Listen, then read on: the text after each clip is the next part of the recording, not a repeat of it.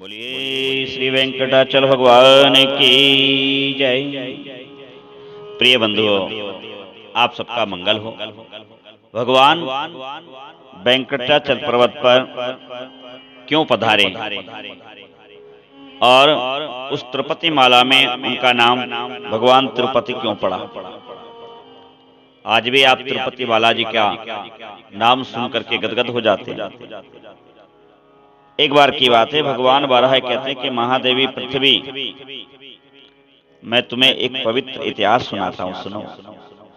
वैवस्वत मनवंतर के आदि सत्य युग में वायु देवता का बड़ा भारी तप देखकर लक्ष्मी निवास भगवान विष्णु श्रीदेवी और भूदेवी के साथ स्वामी पुष्करणी के तट पर आए। इसके दक्षिण तट पर परम पवित्र आनंद नामक विमान में वे श्री लक्ष्मीकांत विष्णु सदा वायु देवता को प्रिय करते हुए निवास करते हैं। तभी से कुमार कार्तिकेय द्वारा निरंतर पूजित हो भगवान श्री कृष्ण इस विमान पर अदृश्य भाव से रहते हैं और आगे भी रहेंगे। पृथ्वी ने कहा, मनुष्यों की दृष्टि में न आने वाले भगवान विष्णु किस प्रकार यहाँ उन्हें प्रत्यक्ष दिखाई देंगे।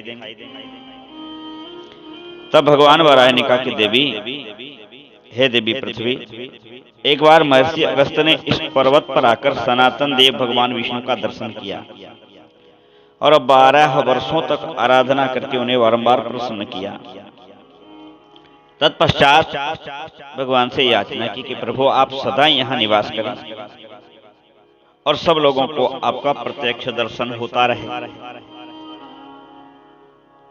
उनके ऐसा कहने पर श्री भूदेवियों के साथ भगवान विष्णु इस प्रकार बोले, देवर से, मैं तुम्हारे संतोष के लिए यहाँ समस्त देहधारियों को प्रत्यक्ष दर्शन देता हुआ निवास करूंगा, परंतु ये विमान कभी किसी की दृष्टि में नहीं आवेगा। भगवान का यह बात सुनकर के अगस्त्य मुनि अत्यंत प्रसन्न हो गए, अपने आश्रम को चले गए। तब से भगवान विष्णु मुनियों के ही ध्यान में आने वाले इस विमान पर मनुष्य आदि प्राणियों की दृष्टि के विषय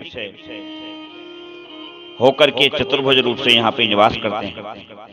स्कंद स्वामी सदा उनकी आराधना करते हैं और वायु देवता सेवा में संलग्न रहते हैं। एक समय की बात है कि मित्र वर्मा की मनोरमा धर्मपत्नी के गर्भ से आकाश नामक पुत्र उत्पन्न हुआ, जो अपने कुल का आभूषण था। शक वंश में उत्पन्न धरणी नामक कन्या राजकुमार आकाश की धर्मपत्नी हुई। नृपश्रेष्ठ मित्र वर्मा ने अपने उस पुत्र को राज्य का सारा भार सौंप करके स्वयं वेंकटाचल के समीप पवित्र तपोवन को प्रस्थान किया। राजकुमार आकाश महान चक्रवर्ती राजा हुए और वह एक पत्नी व्रती थे। केवल अपनी धर्मपत्नी धरणी के प्रति ही उनका मन अनुरक्त था। एक दिन उन्होंने यज्ञ के लिए आरणी नदी के किनारे भूमि का शोधन कराया।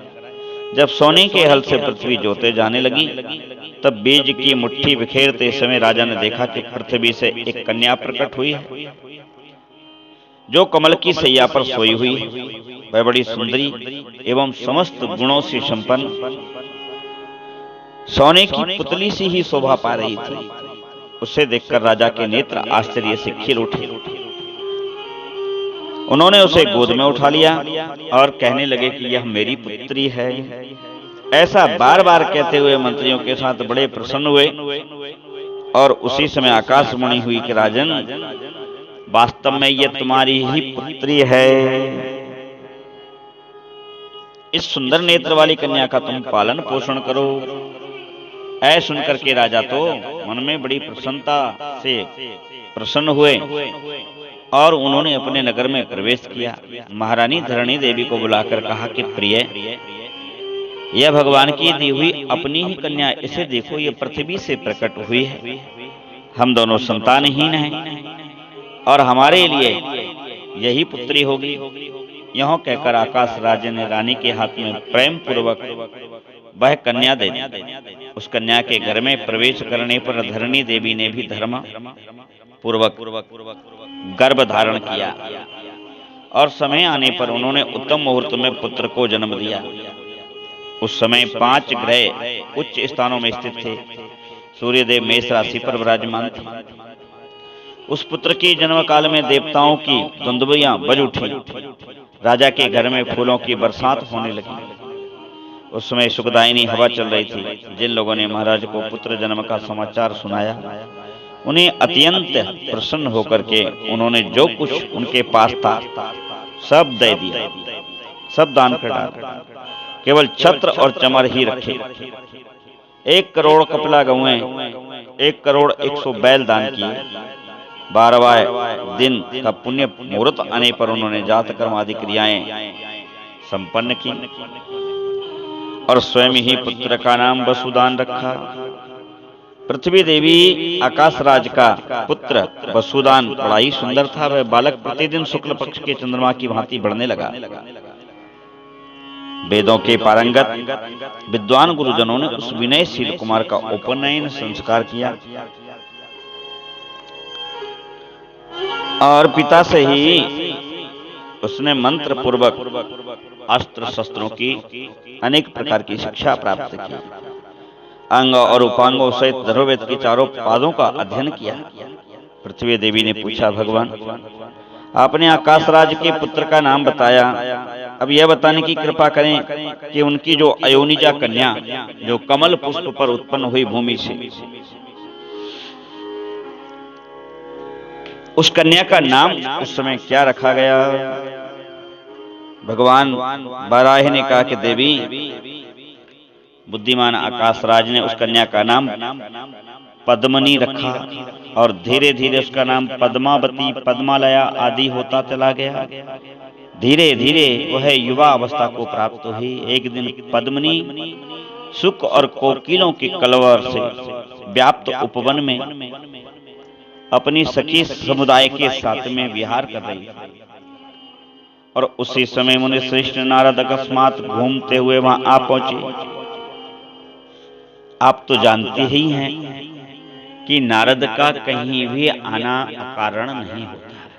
नारद जहां आते हैं अवश्य कोई ना कोई कारण होता है। निश्चित रूप से कहीं ना कहीं प्रकृति में कोई सुधार जब होना होता है, जब युगों में सुधार होना होता है, जब धरा में सुधार होना चाहते हैं परमात्मा, तब वहां संत नारद अवश्य अपने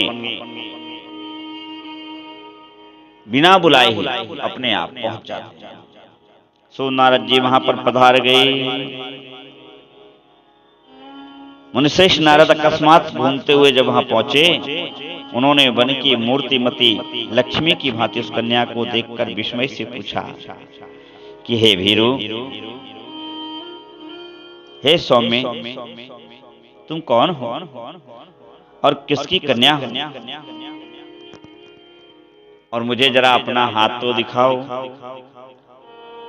यह सुनकर कि उस कन्या पद्मनी ने, उस पद्मावती ने नारद से कहा कि ब्रह्मा, मैं आकाशराज की कन्या हूं और मेरे लक्षण, अब आप चूंकि ज्योतिषी हैं, त्रिकालज्ञ हैं, सभी प्रकार के ज्योतिष शास्त्र में आप निपुण हैं, सो कृपा पूर्वक अब आप मेरे गुण और दोष बतलाइए। तब नारद जी अत्यंत प्रसन्न हुए और कहने लगे कि सुंदरी सुनो, तुम्हारा मस्तक गोलाकार और सम है, इसके ऊपर चिकने और लंबे बाल शोभा पा रहे हैं, तुम्हारा मुख मंद मुस्कान से सुशोभित है और तुम्हारे जो अधर हैं वह बिंबा फल के समान अरुण हैं। इस प्रकार आपका जो मुख है वह केवल और केवल भगवान नारायण, मेरे परम आराध्य भगवान श्री विष्णु के ही योग्य है, ऐसा मेरे ज्योतिष और मेरी बुद्धि के अनुसार निश्चय है। और हे भगवती, आपको देखकर मुझको तो ऐसा लगता है कि आप क्षीर सागर से ही प्रकट हुई लक्ष्मी, साक्षात महारानी लक्ष्मी की ही समान दिखाई देती हो। यों कह करके नारद जी पद्मनी और उसकी सखियों के द्वारा सम्मानित होते हुए वहां से नारायण नारायण का कीर्ते हुए अंतर ध्यान हो गए। श्रीमन नारायण नारायण नारायण लक्ष्मी नारायण नारायण नारायण। आप सबका मंगल। अगले भाग में श्री तिरुपति जी बालाजी का यह चरित्र दूसरे भाग में एवं भगवती पद्मावती का चरित्र हम आपसे कहेंगे। तब तक के लिए जय जय श्री राधे, जय बालाजी। राम जय राम, जय जय